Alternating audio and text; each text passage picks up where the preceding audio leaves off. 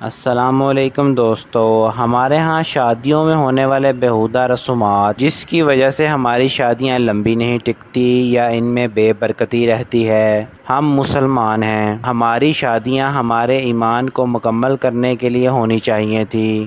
دلہن کا نیم برہنہ لباس اور فوٹوگرافر کا ہماری گھر کی عورتوں کو مختلف زاویوں سے فوکس کرنا، باپ اور بھائی کی غیرت کے کان پر جوں کا نہ رینگنا ہم کو کس طرف لے کے جا رہا ہے۔ دیندار گھروں میں بھی شادیوں کے موقع پر غیرت کا جنازہ اٹھتا دکھائی دیتا ہے۔ مووی میکرز یا فوٹوگرافرز ایسے بن ٹھن کر شادی میں آتے ہیں جیسے ان کی اپنی شادی ہو۔ نہ جانے ہماری غیرت کس طرح گوارا کر جاتی ہے کہ ایک غیر مرد آپ کی دلہن کو آپ سے پہلے دیکھے اور دلہن کا نیم برہنہ لباس میں فوٹو پیش کرے، فوٹو سیشن کرے۔ دولہا صاحب خود فوٹوگرافر کو گائیڈ لائن دے رہا ہوتا ہے کہ یہ دلہن کی بہن ہے، یہ میری بہن ہے، یہ دلہن کی خالہ ہیں، یہ میری ماں ہے، اس کی بھی فلاں فلاں پوز میں تصویر لینی ہے، اور ساتھ ساتھ سسر بھی فوٹوگرافر کو کہتا ہے کہ میری فیملی کی بھی تصویریں لو۔ ہمارے معاشرے کا یہ بھی المیہ ہے کہ جو بندہ جتنا غریب ہوتا ہے وہ شادیوں میں اتنا ہی پیسہ خرچ کرتا ہے، چاہے اس کے لیے وہ قرض ہی کیوں نہ لے۔ وہ صرف رشتہ داروں اور دوستوں کو خوش کرنے کے لیے غیر رسومات کو اپناتا ہے، لیکن پھر بھی وہ کسی کو خوش نہیں کر پاتا۔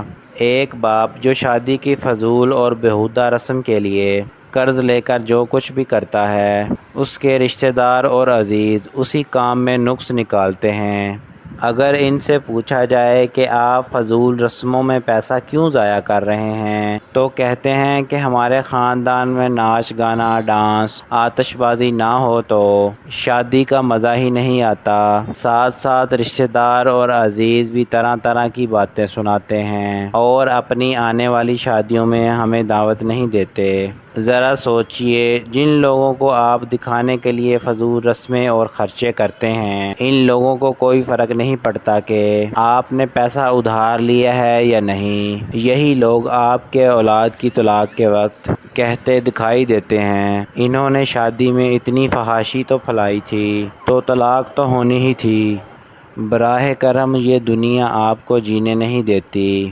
خدارا اپنی جیب کو دیکھیں، اسلام کے مطابق نکاح کریں۔ اسلام نے شادی کو انتہائی آسان بنایا ہے۔ انسانوں کو شادی پر خوش کرنے کے لیے خود کو گناہ گار نہ بنائیں۔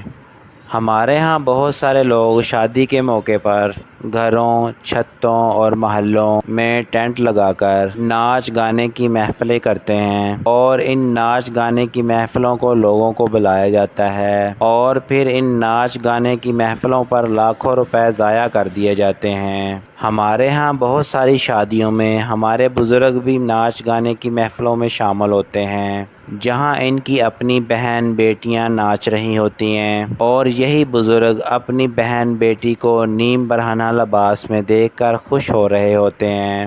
ہمارے ہاں بہت ساری جگہوں پر دولہا صاحب ان ناچ گانے والوں کے ساتھ نازیبا حرکات کے ساتھ ان کے ساتھ ڈانس کر رہا ہوتا ہے، اور ہم سب یہ سب کچھ کر کے اللہ کے عذاب کو دعوت دے رہے ہیں۔ گھر کی خواتین کئی کئی راتیں ڈھولکی بجاتی ہیں اور ایسے لگتا ہے جیسے وہ اپنا سارا غصہ ڈھولکی پہ اتار رہی ہوں۔ آس پاس کے محلے کے لوگوں کی نیندیں بھی خراب کر رہی ہوتی ہیں۔ ہمارے ہاں ان خواتین کو ڈھولکی سے ہی نہیں سکون ملتا، بلکہ بڑے بڑے اسپیکرز میں اونچی آواز میں گانے چلائے جاتے ہیں جو دن اور رات مسلسل بجتے رہتے ہیں۔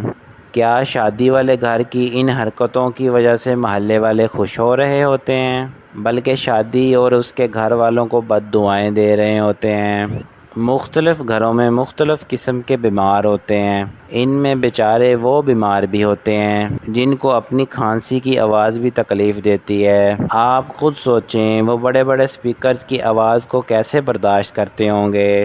آپ خود اندازہ کریں ایک بیمار انسان آپ کو کتنی بد دعائیں دیتا ہوگا۔ ان فضول رسموں کی وجہ سے بہت سے گھروں میں نوجوان لڑکے اور لڑکیاں نکاح کی منتظر ہیں، گھر میں مرد نگراں ہیں، یہ مرد کی ذمہ داری ہے کہ وہ اپنی گھر والوں کو جہنم کی آگ سے بچائے۔ ہمارے ہاں عام حالات میں جو مرد غیرت کا پیکر بنا ہوتا ہے وہ بھی شادیوں کے موقع پر اپنی غیرت کا جنازہ نکال رہا ہوتا ہے۔